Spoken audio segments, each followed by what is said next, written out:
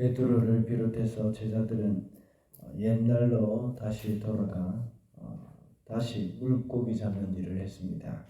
그러나 밤이 새도록 수고를 했지만 한 마리도 잡지 못했습니다. 그때 예수께서 그들을 찾아가셔서 그물을 배의 오른쪽에 던져라고 말씀하셨을 때 물고기를 많이 잡을 수 있었습니다. 예수신 줄 깨달은 베드로는 헤엄을 쳐서 예수께 왔습니다. 예수께서 제자들을 위해서 숯불을 피워놓고 아침 식사를 준비해 주셨습니다. 우리는 어제 말씀을 통해서 실패를 극복하라 하는 제목으로 말씀을 살펴보았습니다. 실패는 우리의 사명을 잊어버리는 것이 바로 실패라고 했습니다. 그리고 말씀에 순종할 때에 실패를 극복할 수 있고 실패를 직면할 때 또한 극복할 수 있다고 했습니다. 오늘 본문에서 예수님은 베드로의 사랑을 다시 확인하셨습니다.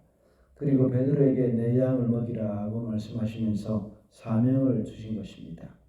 베드로에게 다시 사명을 주셨다는 것은 예수님을 3번이나 부인하고 실패한 베드로를 다시 일으켜 세워주시는 계기가 되었고, 내가 그래도 아직도 너를 신뢰한다 하는 그런 의미가 되기도 합니다. 그래서 오늘은 이 사명의 길이라는 제목으로 말씀을 살펴보겠습니다. 첫째로 사명의 길은 주를 사랑하는 자의 길입니다. 15절 말씀입니다.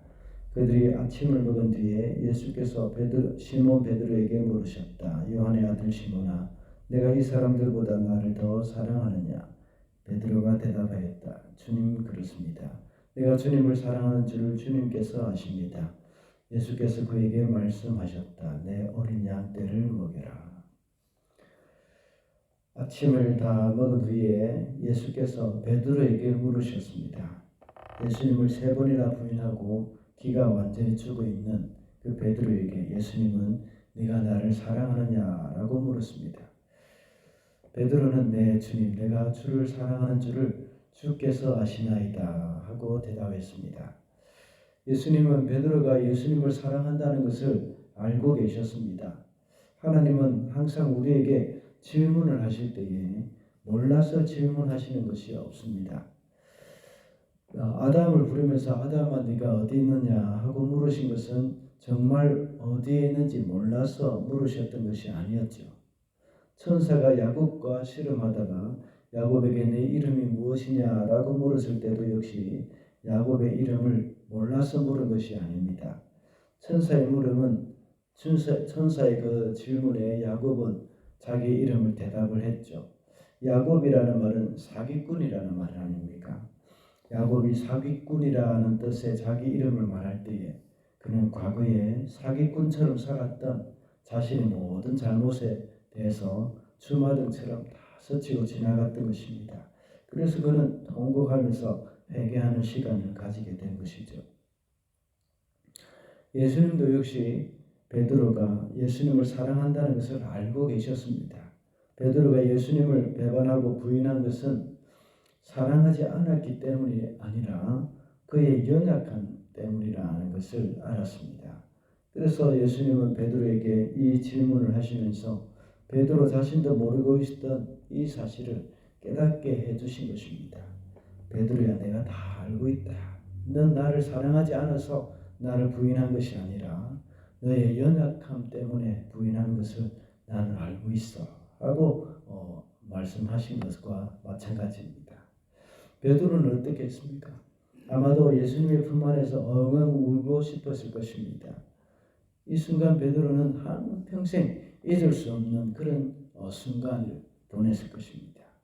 그리고 예수께서는 베드로에게 내 양을 치라, 내 양을 먹이라 하고 사명을 주신 것입니다. 예수님은 베드로의 사랑을 다시 깨닫게 해주시고 또 일으켜 주신 다음에 이렇게 사명을 맡기신 것입니다. 베드로는 예수님이 맡겨주신 그 사명을 정말 충성스럽게 잘 감당을 했습니다. 그래서 나중에 베드로는 십자가에 거꾸로 매달려서 숭배했다고 전해지고 있습니다. 주님을 사랑하지 않는다면 맡겨주신 사명을 잘 감당하기가 쉽지 않습니다. 그러므로 우리 안에 주님에 대한 사랑이 불이 불붙듯이 일어나게 해달라고 항상 하나님 앞에 기도를 해야 하겠습니다. 둘째로 사명의 길은 십자가의 길입니다. 19절 말씀입니다. 예수께서 이렇게 말씀하신 것은 베드로가 어떤 죽음으로 하나님께 영광을 돌릴 것인가를 암시하신 것이다. 예수께서 이 말씀을 하시고 나서 베드로에게 나를 따라라 하고 말씀하셨다. 예수께서 베드로에게 사명을 맡기신 다음에 그가 어떻게 죽게 될 것인지도 말씀을 해주셨습니다. 18절에는 네가 늙어서 남들이 내 팔을 벌릴 것이다 라는 말은 그가 십자가에서 순교할 것을 뜻하는 그런 의미이죠. 실제로 베드로는 열심히 복음을 전하다가 거꾸로 십자가에 매달려 죽었습니다. 그는 주후 64년경에 네로 황제의 박해로 말미암아서 지금까지 전해온 그 바티칸, 거기에 이제 성 베드로 성당이 있죠. 거기서 십자가에 처형당했습니다. 그때 베드로는 내가 감히 어찌 예수님과 같은 모습으로 죽겠는가, 나를 십자가에 거꾸로 매달으라 하고 요청을 했다는 것이죠. 그래서 그는 결국은 그런 모습으로 죽게 된 것입니다.